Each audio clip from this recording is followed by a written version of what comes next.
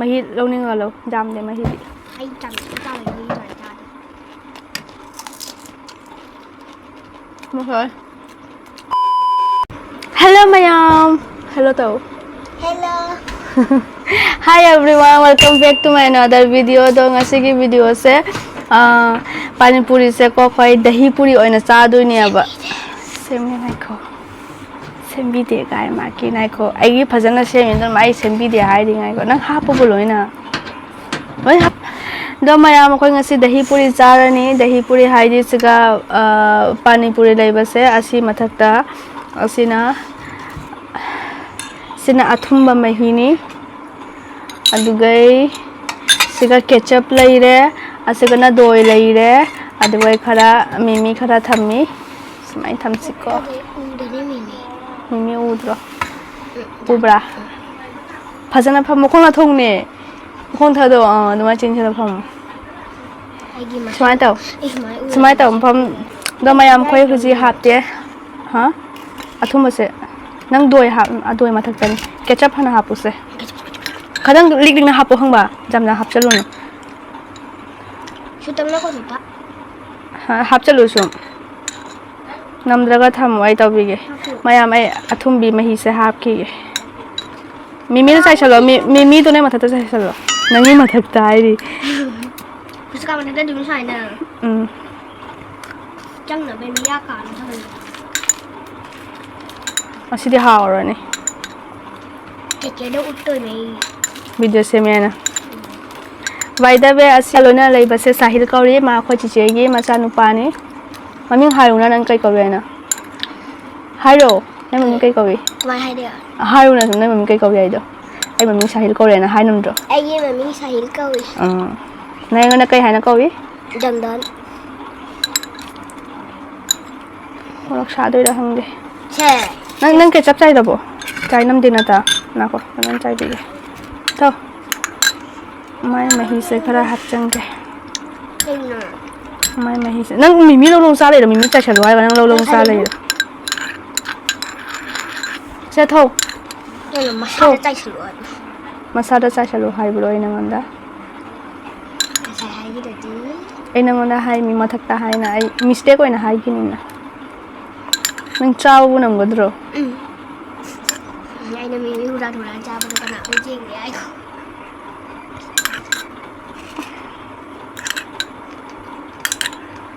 dahi do chayu na now dahi no dahi kai kan no dahi do do chai chalo mathak ta do de dum chani oh ni na nok sai ne bi de kai gi no mai ante smai chai ro hai mi ai chale chai chalo na ko numa hai no mai kon dai ni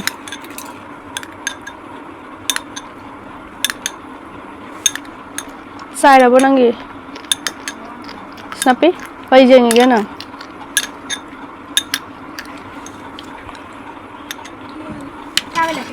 masala phang thada no masala chai chalo bo na bi tai ne khare ni ka sa sara ba chanang chamu sismai kot kon chana bani se tham gra ya no mayam haura ge khoi khoi ngasi se pani puri na te ngasi sina dahi puri ni chenchalo cha chamus na chaw ne spoon na chaw mai kolo kolo sum sa kai na mahi lowning lo jam de mahi di ai chawbagi loi chade mo khoi hao ku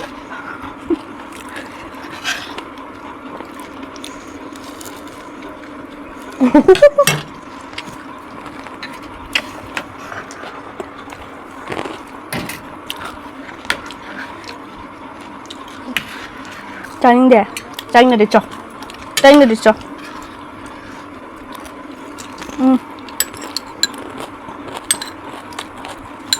好吧呢？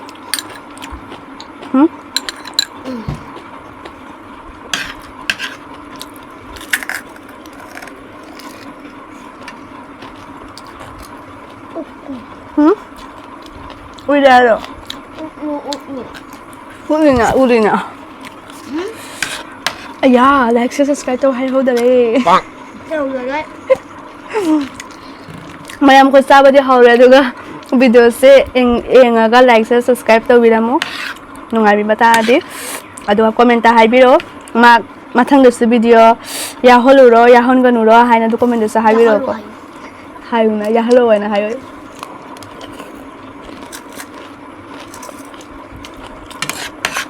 Hai nó gặp không gặp rồi nó khóc khỏa rồi. Na khonga thangla sa ja ko no. Nó đứng đợi kìa. Hai je ba. Vô vô. Mo ti sa. Ăn sao? Sa de? Makan ni ngasi.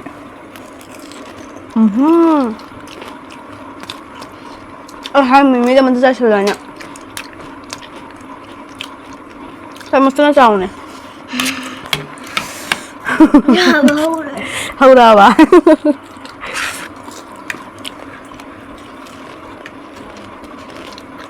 Nó cái ăn chứ hả? By the way, ngasigi dahi puri se kun taw na ne ba mai pakham na si kun ai pakham na si kun taw thani ne aduga mayam next to kari video semoge haidi competition da challenge gumba da comment to biro khoi bani changa ga taw pira kenang la yalon thadare doiga khoi taw ke video do ngasigi si sum enjoy oina chabe wani ko how so how dahi puri how bra na pani puri na how ba dahi puri na how bra pani puri na how ye di chi so how ye pani puri do athura tong na ba No.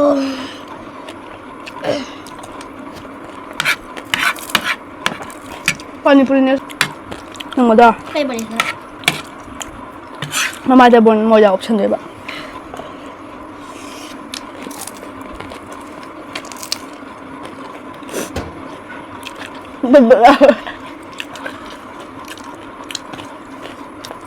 ai ngasi ke dahi puri se dahi jaw le mata Ai không có đâu đâu. so chara thada le na Cái đó mình ma ising lo ba ja kare ising kurang ne na sabra mamang de khindin ni sabra saram di sa no to 이신 뿌리 자야. 이신 아빠가.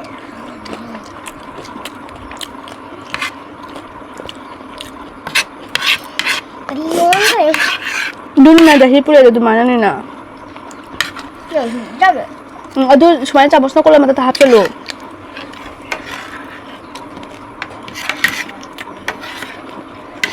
약간 거면 한번. 안티가 세모 비비.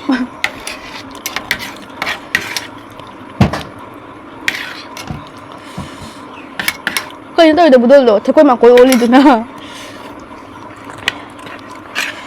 ai lo do re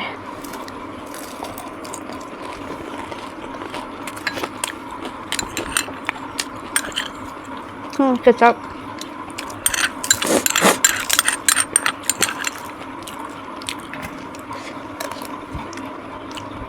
이거 자는 거다. 사디 사려한다. 사대.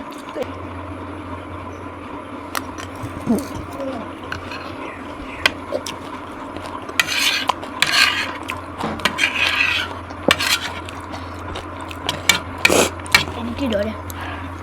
이렇게 사래. 오늘 살라 따라.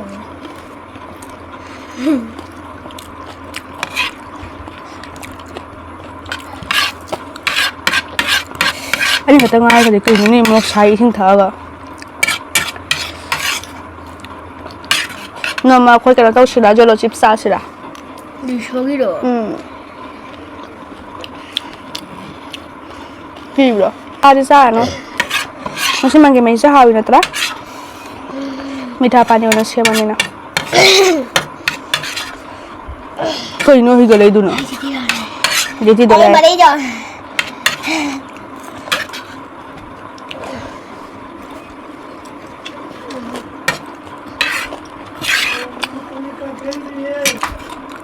Maisin pala pa siya niya.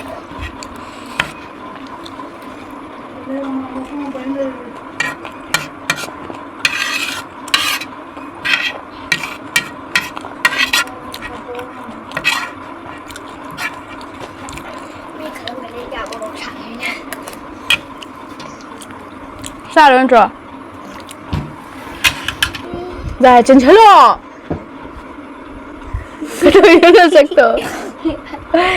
Daw mayam nga sige dahil. Daw mayam nga sige video si kasum. Nasakto ka. Ay ma nasakto mo daw kumaga. Yung may kupam siya yung wawa. Udah bagti siya. Daw mayam nga sige video si kasum lo sinjalaga nga sige dahi puri on na tawre mathangi comment video next video.